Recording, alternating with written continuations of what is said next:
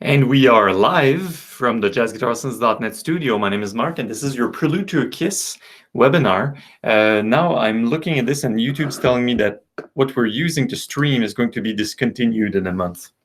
Actually, in 2 weeks. Haven't used this technology in a while. So welcome to this webinar. The song in question is, of course, Prelude to a Kiss, and it's July 17th. 2019. It's a very, very hot. It's steaming outside, even for Canada, by Canada standards. And Prelude to a Kiss is actually interesting because it's issue number 49 out of 50. So next month we'll have our last Tune of the Month song officially. So it's going to be Alone Together. And I had never thought, like, this started in July 2015, and I simply wrote subscribers like, hey guys, would you want me to publish a standard every month, right? And people were so excited about it that I built one, and a second one, and a third one, etc. And then I got help along the way. As you know, a lot of these webinars have been Nathan has been running them. Nathan is my main guy who's teaching. You see him on the membership platform. So I will tell you that we will go through the materials on this song, on this month's song. Together now. I will take your questions, but only in delayed format now. It's going to be a bit messy to look at my computer screen and take questions at the same time. So what I will be doing is take your questions in comments after, or you can use the platform in which, if you're watching this in the context of a course, you can comment on it and we'll get right back to you. We have a packed issue. Prelude to a Kiss has been arranged by Nick, another really a strong man of jazz guitar, and it's a very interesting and intricate arrangement for learning to use chromatic triads, superimposed triads, and really neat repeating patterns on the single note solo. So let's get going. Just going to take a sip of water. Stay hydrated, people. This is not beer. This is, I need to hide the logo, right? Because nothing tastes as good as not being sued. So sparkling lemon water, blue menu. Okay, it's president's choice. We don't have a president in Canada, but it's president's choice. All right. So the first thing I wanted to mention is, so by the way, if you're watching this as a replay, you can browse, and at the bottom you can find these timestamps. So I said, oh, here's where I talk about the chord melody. Here's when we're talking about the comping. So the song itself is a Duke Ellington song. It's a song I've performed myself in jam sessions and on gigs, and for some reason, I don't know why, it's been called on me more often by older gentlemen, especially bass players and things like that. So I don't know what it is about the song that older guys like, but it's a really fun, more than 2-5-1 sort of jazz standard with an AABA form. It's often played as a ballad, of course, and its descending melody is sort of daunting. It's like, and you wonder, is this happy or is this sad or is it in between? And are they going to kiss or are they not going to kiss, right? And the B section is pretty simple, like a bare bone 1, 6, 2, 5. I don't even remember. I'm ashamed to say this, but it's an E major. So it's interesting because the whole A section is a big, and I will get into this as we get into chord melody, the whole A section is a big cycle onto C major. It's going to wind up in C major, and then the B section is in E major. So A, B, A sections in C, and B in a key of E. Let me scoop up the lead sheet. So the one we've published with your course here, your product. Where is it? By the way, that's the sound of my mouse on the table. An IKEA table, not to name the brand and get sued again. Okay, I want to take a moment to look at the lead sheet itself, the one we have published. There is a lead sheet with tabs typically, and I'm an avid note taker. There's a lead sheet with tabs and the lead sheet without tabs. And I'm looking at the one with tabs. It can be a good exercise if you're totally new to the song to take that lead sheet and actually just play the root note. So go like, play the roots and the melody so you hear it.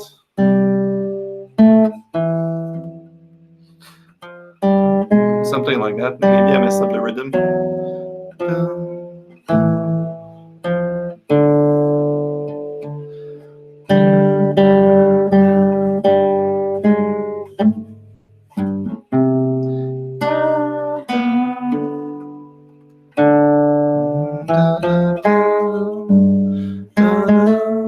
So what it gives you, at least now that's the bottom, you could do it on top strings though as well, right?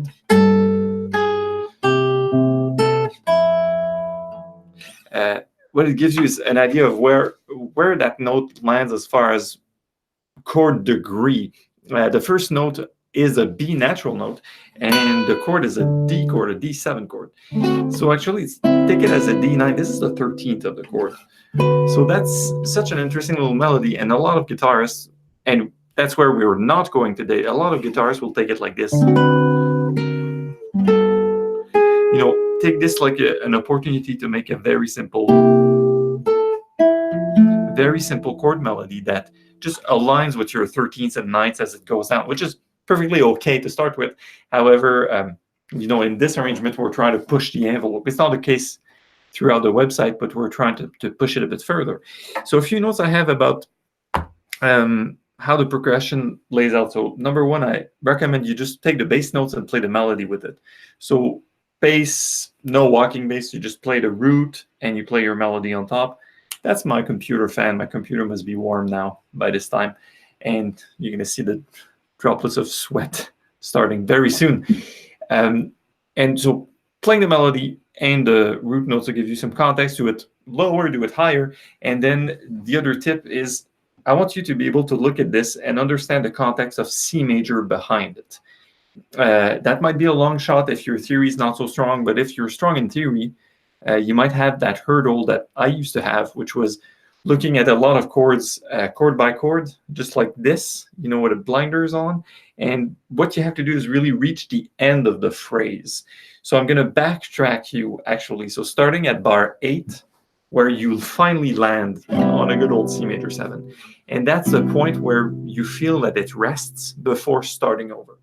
What happens right before happens D minor. Actually, it's a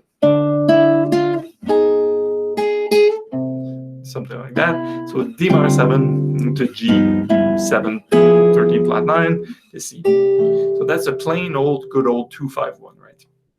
And then backtrack this a tiny bit, and you will find that you have A minor 7. So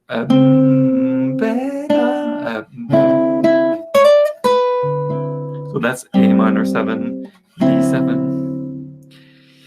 That people would say this is like 6-2, but what I would say is like this is the secondary 2-5 to your G. So what you're playing in A minor 7 and D7 is actually a 2-5 that's going to lead into G. All right.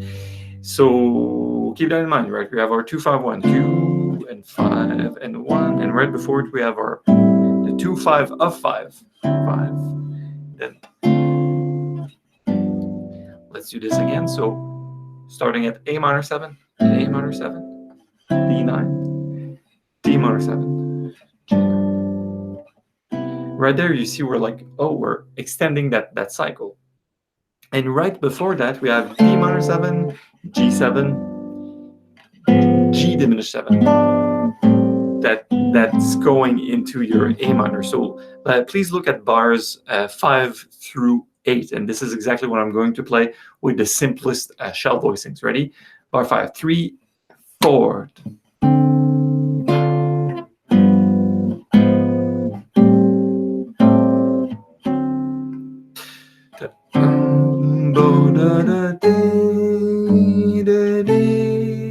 Interesting, right? It's an A note. It's a 6th of C. That's the ending of the phrase. So to recap, we have like this 2-5. That's not quite going to 1 again. It's going to A minor and going to D7. Right. So you see that bars 5 through 8 are essentially an elongated form of 2-5 landing on the 1. All right. So let's put this on hold.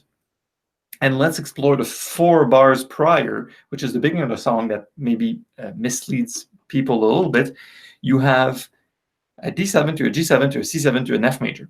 So the important chord here is F major 7. And the reason why is like this is, it's 3, would be 6 2 5 1 in the key of F. And then it goes the same in the key of D minor, and bar D minor happens in bar 4, so it goes 6 2 5 1.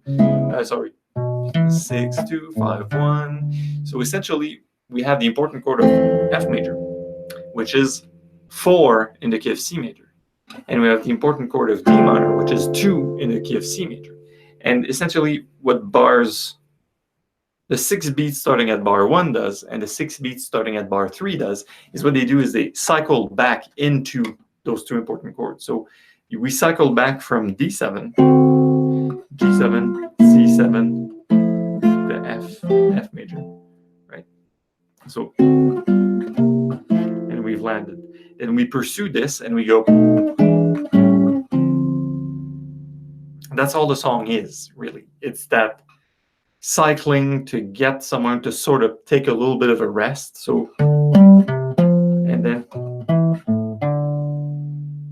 that's it. And then once you land on 2, you're like, well, now's the time to have that 2-5-1. And then Duke, being Duke Ellington, the legendary melody composer and best harmony ever in the world, he will go, and orchestrator as well, and band leader. And yeah, anyways, enough on Duke.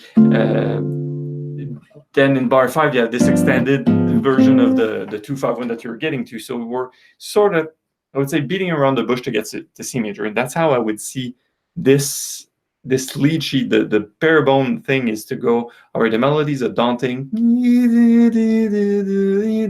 super corny and cheesy, 30s style, and then not so corny when you start to analyze it because it's very chromatic. And then da da da da, so it's like, okay, you have this weird section of descending chromaticism that's trying to tell us that we're in the zone of F major and D minor, which is actually their relative major and minor. And they have the next 4 bars that actually are just a big 2-5-1 that sort of, we're milking it a lot. And that's how I would analyze. That's my 5 minutes run through that song's most important part. One thing I will mention, I will not cover the bridge because of a lack of time, but a B section is basically, we have this 1-6-2-5, 1-6-2-5 in the key of E major, and the 2-5 is a minor one. So we get F sharp minor 7 flat 5 to B7 something to E major. Remember, if it would have been a major 2-5, it would have been just F sharp minor 7 plain. So the note that is different between F sharp minor 7 and F sharp minor 7 flat 5 is the C note, the C natural note to a C sharp note. So it's just an interesting little, go figure. Did he do that on purpose, or is this the way jazz players, bebop players started to use that song and sort of play them in their own taste? I don't know. We'll probably never know, but that's an interesting little feature. Questions about this? Feel free to poke that and post that in the comments below. And let's go to the chord melody side.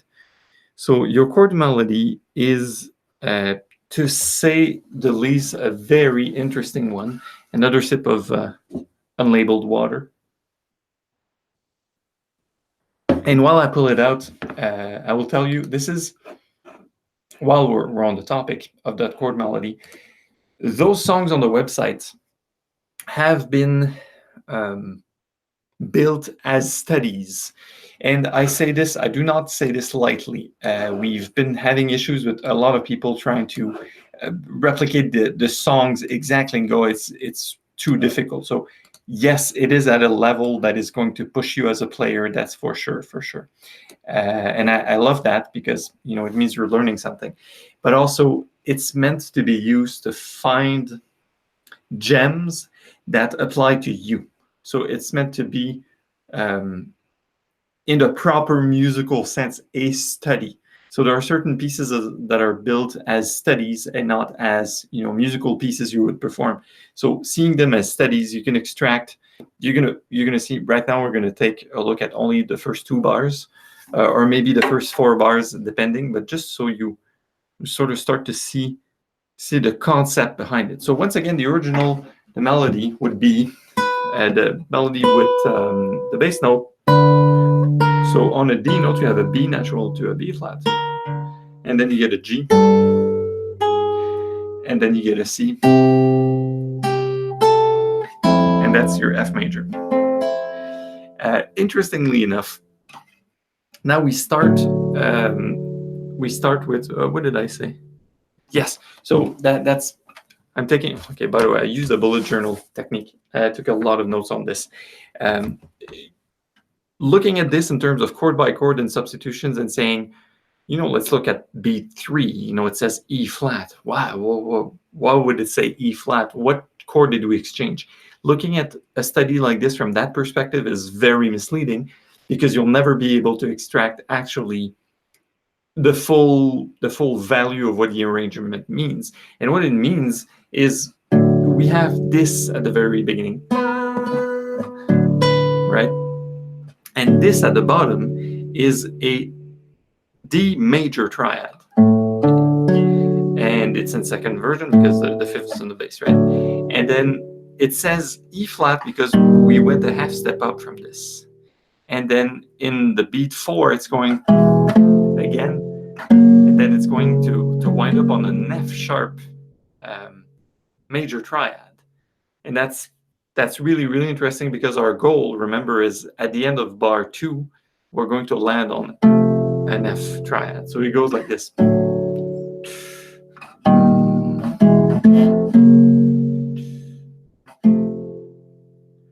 Wow. Right? You could take this as, say, a triad like this. 2.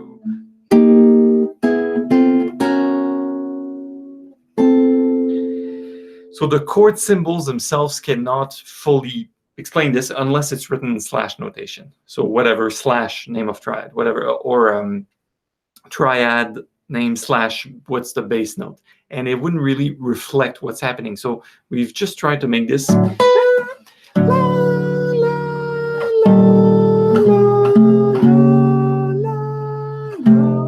That's the effect we're going after. And yes, I'm being a pussy, because I'm not playing the melody on top, because I feel I will cack it if I do it live for you. So I will just keep it at the bottom triads. So that's really the context that's dictating what it is, rather than saying, oh, it's a chord substitution. We took that C7 and that G7 and we made something with it. That being said, I want to come back to this during the moment where we'll talk about the comping study. But basically, you have to sort of assign values to existing chords to see your triads represent what with regards to that original chord. So if you're talking about the D13, we just have this on the first beat, we have a D major triad and a melody note. So there's no mystery to it. But when we evolve this into an E flat triad, and it would be used instead of a G7, which happens in B2, right? So you have to remember, look at the 3 notes contained in an E flat triad: E flat, G, and B flat. And you have to think, I'm going to play this again, E flat, G, and B flat, right? And the chord of the moment is G. So you have to think of, what does E flat, G, and B flat represents in terms of a G7? And the G7, this would be sharp 5 or flat 13, 1, and sharp 9. So it's playing on the extensions, and that's exactly what the comping study, which I'll come to a little bit later. This is exactly what is going on throughout the comping studies. Like, we're picking these triads and we're playing around with the triads, but they're far removed. So that's the root, and there's 1, 3, 5, and the triads, like here, they're upper structure triads, but used in comping. Really, really interesting. So that was my little caveat. Like, when you analyze your chord melody like this, if you think it only in terms of chord substitutions, you're going to miss out on the big picture. And the big picture is, let's take it to another inversion. I love this. So this is D, F sharp, and A. That's my D major triad. I'm going to go 1, 2, 3, 2. I'm going to sing the melody, because now it's probably unplayable. in that inversion.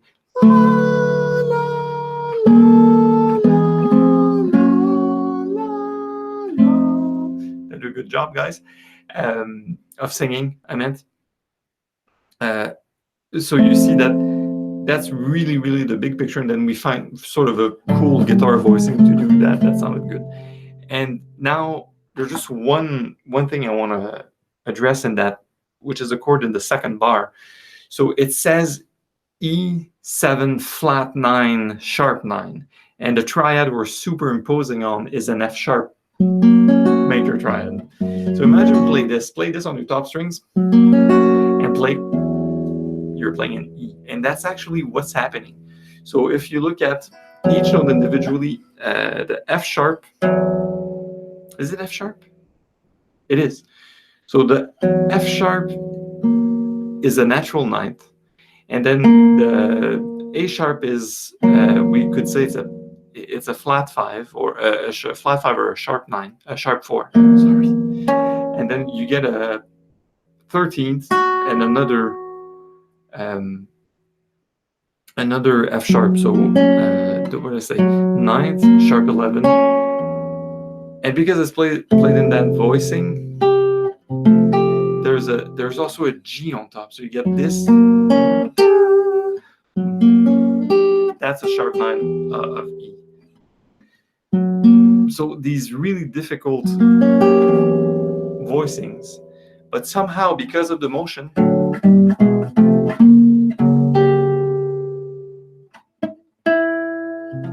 because someone has made sure that this went somewhere here.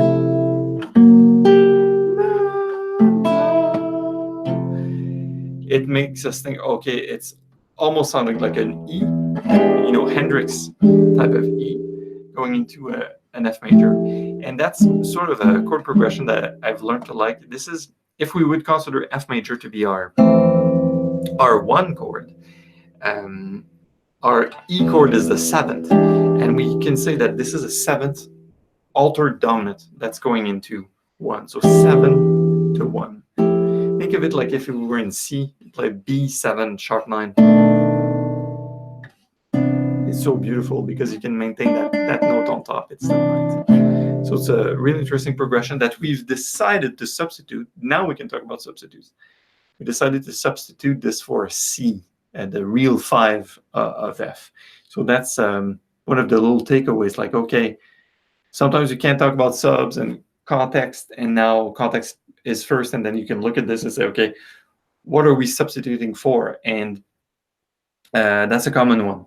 Basically, that's one of my favorite ones to use on ballads, especially. It's using that 7 altered dominant into 1 is really powerful, really meaningful, and it ends a song well. This guy does it all the time, by the way, Galbraith. He does this trait, this harmonic trait all the time. So a sip of water, and we'll talk a little bit about the comping study.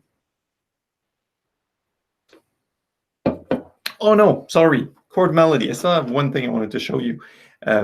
If you look towards the end, there's, you must be a finger stylist to appreciate this. I love playing with my fingers. During the last A, when we hit the B13, so there's da, da, da, da, da, da, da, and it goes.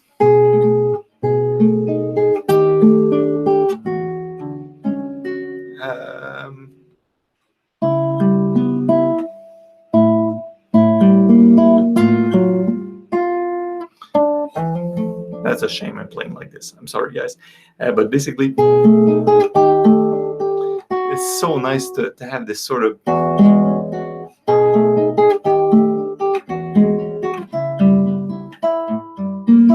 I'm messing it up a little bit. It's bringing a breather of fresh air, because the rest of this arrangement is plucked. Like there's little passages of chords and little double stops, but this is the part where, if it were me, I would do the entire arrangement. I probably, I would do something like that, where I keep that top note descending, and I pluck other things with my fingers. I just love that part, and this takes place in bar 27 and 28. So check it out if you want to, get in the fingerstyle. And as I said, in the spirit of a study, you can really take that and run with it, meaning you can take that concept in bar 27 and redo the entire arrangement with that rule in mind. With that, this is the way we took the melody and we harmonized it with these chord shapes or these extensions, and it would really work. Of course, that's a little bit of a defect of teaching jazz, or I don't do that, but I took mathematics. Actually, I'm a statistician by training, and teachers in these very technical field, they make things more complicated. So I know we could have made this arrangement by using these two bars and made a beautiful, simple arrangement of it, which is something I want to do on the website very soon. Just provide more essentials arrangement, like essentials standards, standard essentials. That should be how it's called, actually. And that thing would lead to one concept that's being used through the song, and that it's clear what the chord melody is, and it's clear what the rule is, and then you can take it and you almost like figure it out yourself, because it's very simple and thorough. But there's a lot of value for people, especially when you haven't developed a good chord melody on that song, or you're not familiar with the song at all. And I'm thinking, of course, I don't want to copy the guy, but I'm thinking Galbraith again, because, by the way, this is a great book. Just buy it and learn all the arrangements. You have to do it. It's crazy how simple it is in the beginning, how it evolves. All right. So comping study. How much time do we have left? Oh, that's not bad. We're about halfway. So I tend to blabber at length on a lot of topics.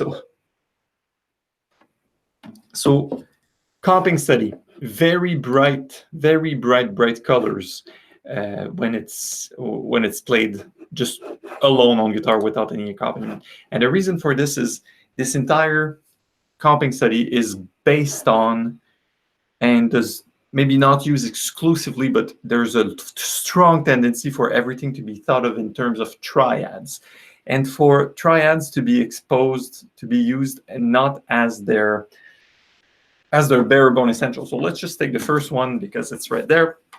And we're playing this. Actually, there's a lot of components of the melody in there, so can't help myself. That's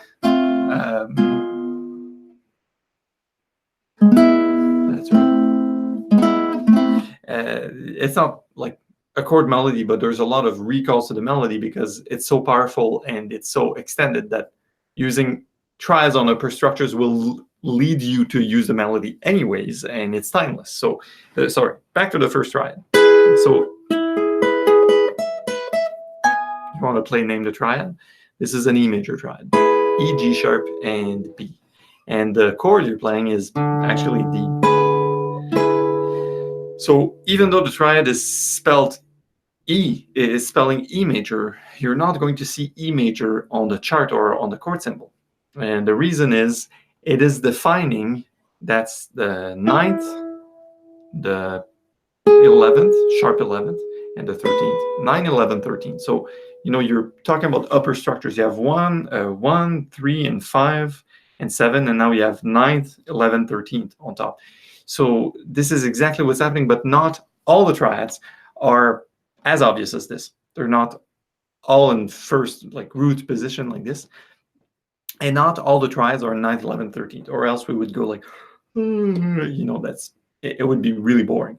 So what did I take? Okay, so there's two things I think we should go through, and let's look at, I think 2 bars is plenty. So let's just look at this. Okay. So I'm going to play this slowly. 1, 2, 3, 4, 5, 6, 7, 8. So it's 8 different triads that you have in the first 2 bars. And let's identify the triad. What is the original triad? So it's an E major triad. It's a B flat major triad. This is an A major triad. This is an E major triad. It's an E flat major triad. This is an A major triad again. This is a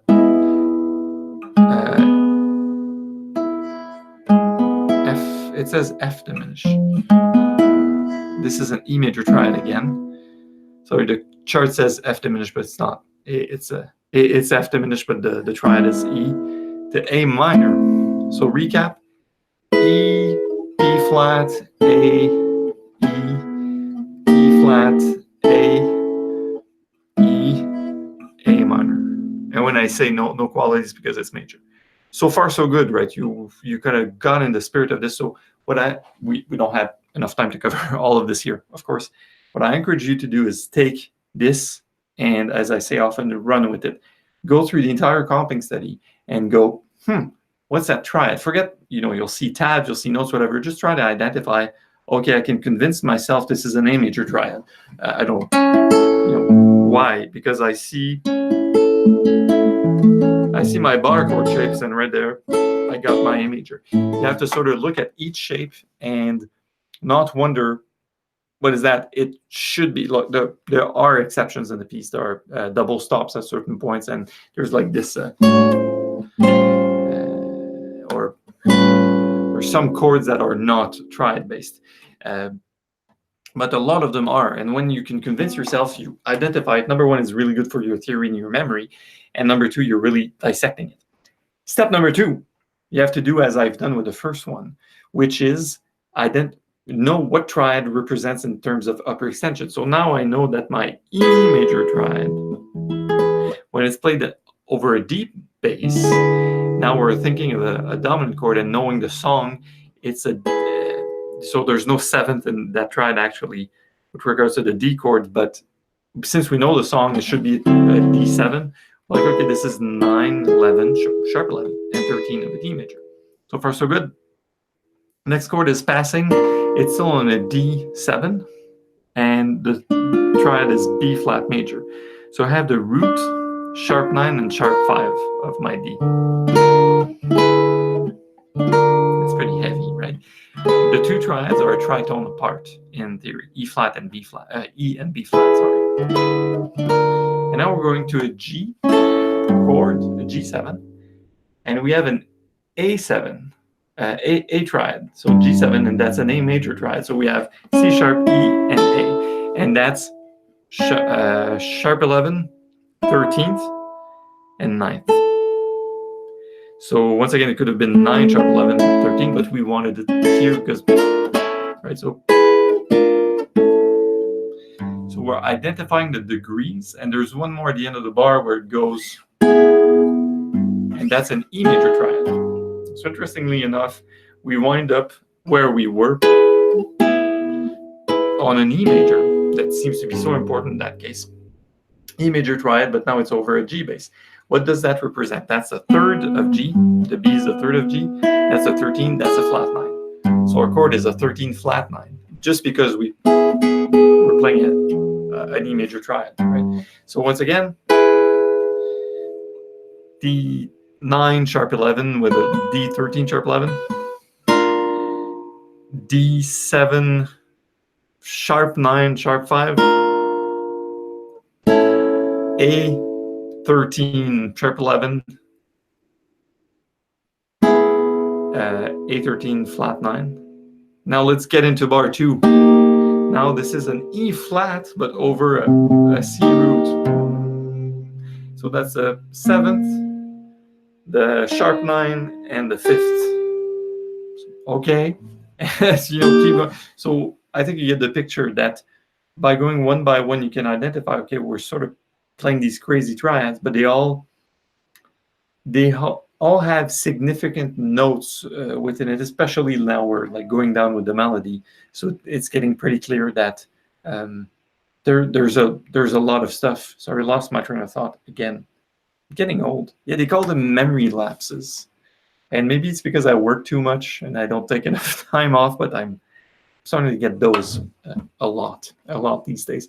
So all the notes in your upper structure triads are all significant. It's not like we just like, okay, let's play these crazy notes. It's like, no, they mean something, and they will neck crack, they will probably represent a part of a scale, and often it's, it's just 13, 9, etc. It's like seldom will you see this, and it's like a C chord, and then there's that C chord. Although it might happen, the same would happen in the chord melody where the first note was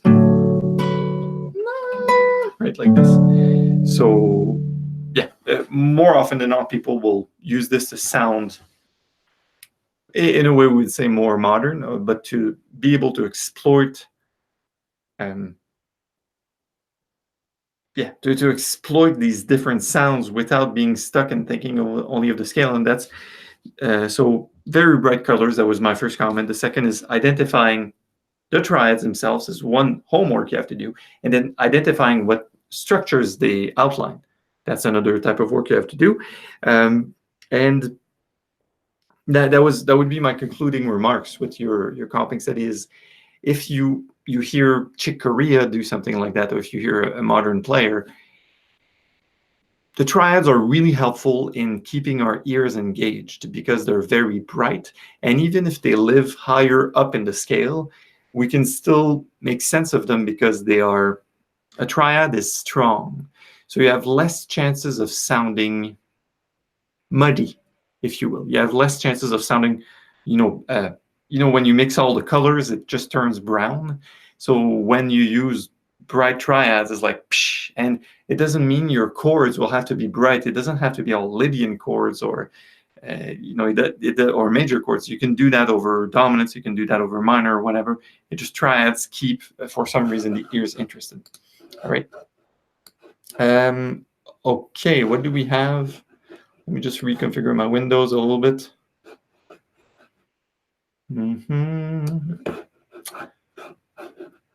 Prelude to a Kiss comping study. Next is the single note solo. So we will end with this, and I want to spend a little more time. I'm a shredder at heart. I'm a total shredder. And sorry, this one I find more so than the comping study and the chord melody has this concept, this bass concept that you can take and everyone together run with it. Yes, Marc, run with it. And I'm saying this because it's a repeatable sort of process. It won't mean you will compose amazing solos, but as far as the study go, I want to give you the formula. And it's a repetitive formula that really exploits, it really uses that half step down sort of melodic approach from Duke Ellington, but also guitar speaking. It's a really interesting little thing. So just before I move on, I want to make sure I don't forget to mention anything I've written down earlier. Okay, here's the key to understanding the entire solo. There is a pattern, here, that you will find in the first 4 notes of the song. And if you analyze this, I'm going to wait for it to play it on purpose. If you analyze this, you will see it's the 7th, the 9th, or the 2nd. So 7, 9, 3, 13. 7, 9, 3, 13. It's so interesting because the 3rd and the 7th are there, and the 9th and the 13th are there. What happens when you play the next chord in the cycle with that same arrangement is that, can't help myself. If you keep that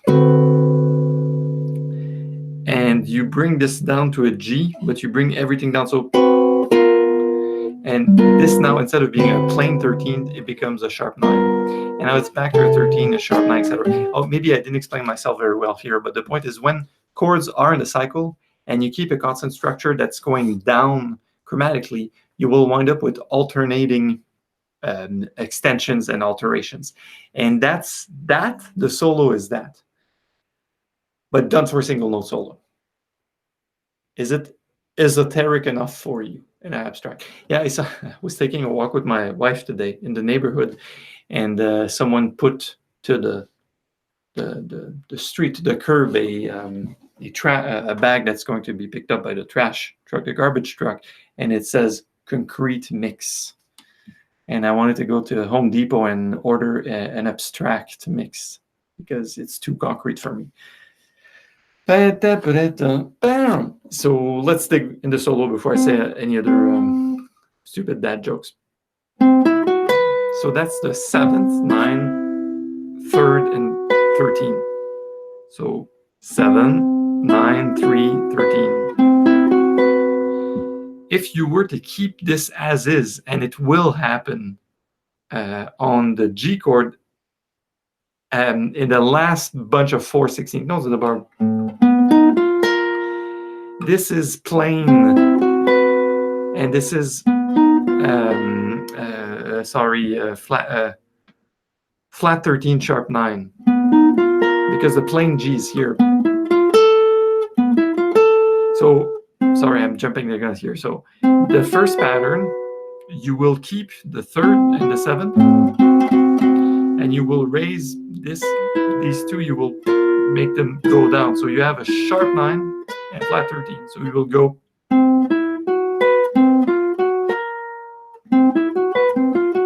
The fingering is a bit odd because you have to use your middle fingers, but that's the interesting part of the solo.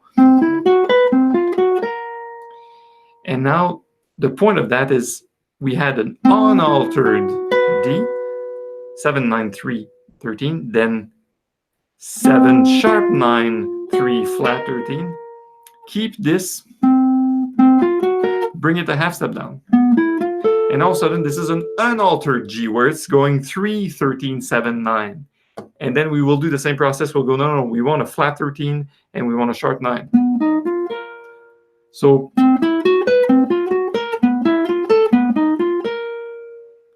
it's interesting, right? Because this is the same thing repeated twice, a half step down, but the result is unaltered D13 to an altered D13 to an unaltered G13 to an altered G13. However, the notes in terms of chromaticism are mirrored. So you start with this open shape, you go to this closed down shape, and then you keep the closed down shape, and then you open it again. So it's like open, close, close, open.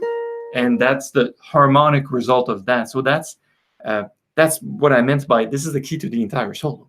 If you get that, and then you get that, of course, there are exceptions. If you read that solo and you really learn it, you can start to replicate this process on other strings. And namely, I will look at bar 3, right? So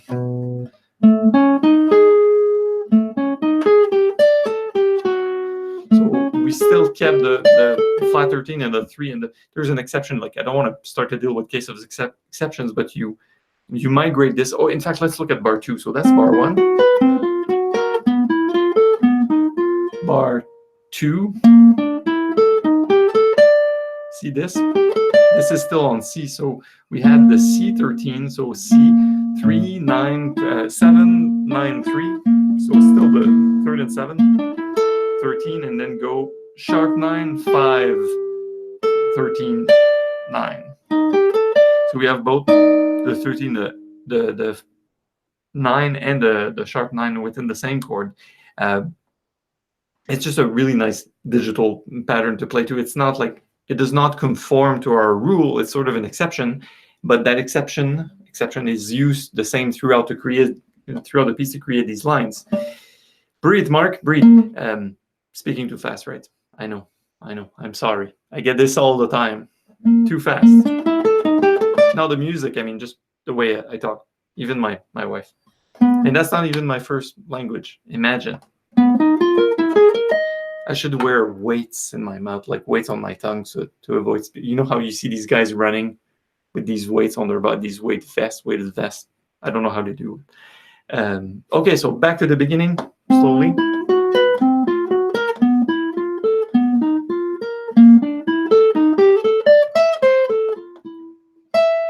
So that's so nice because it's plain. 7, 5, 7, 7, 5, 3, 1, 7 on an F major. So once again.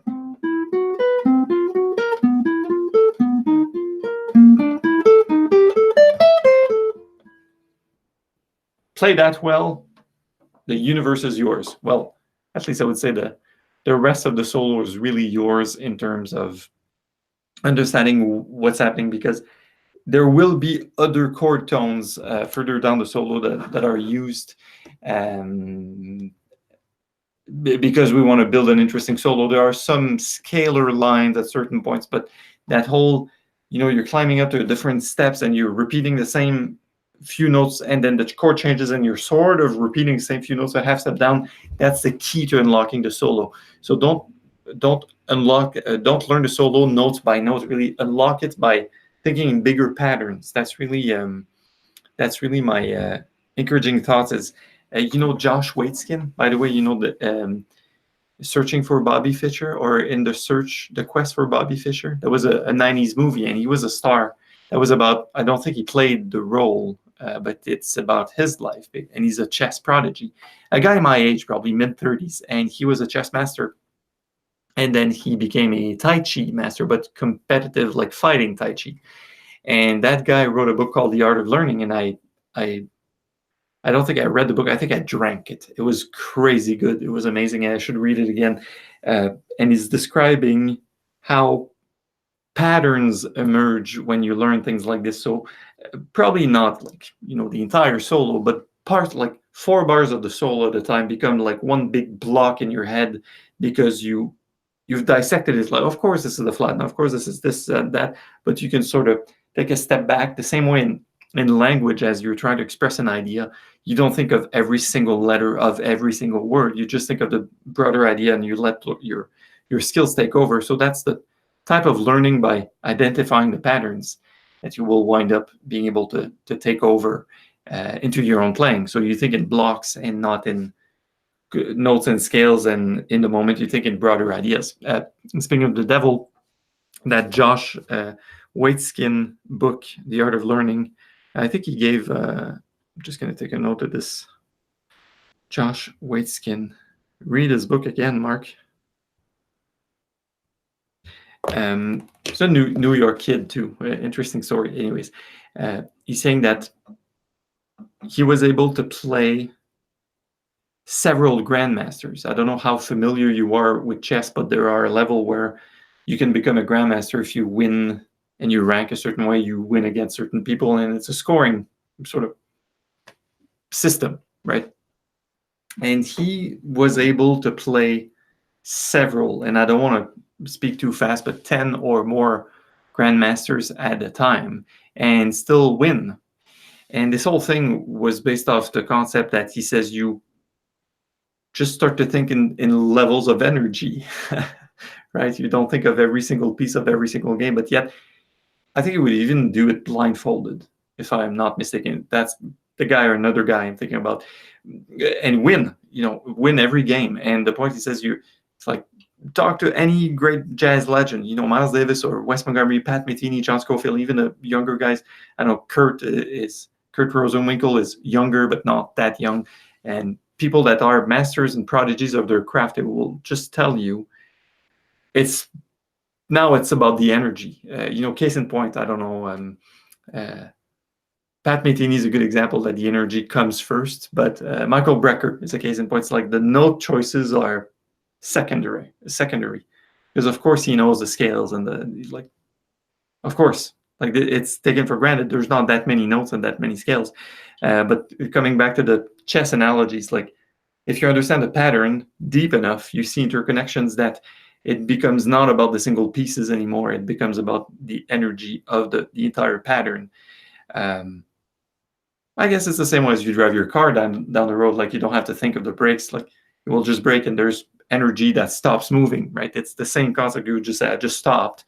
But how did you do it if you're driving an F1, a Formula One car that's like 400 kilometers an hour? I don't know how many miles per hour it is. So that's the same sort of concept. All right.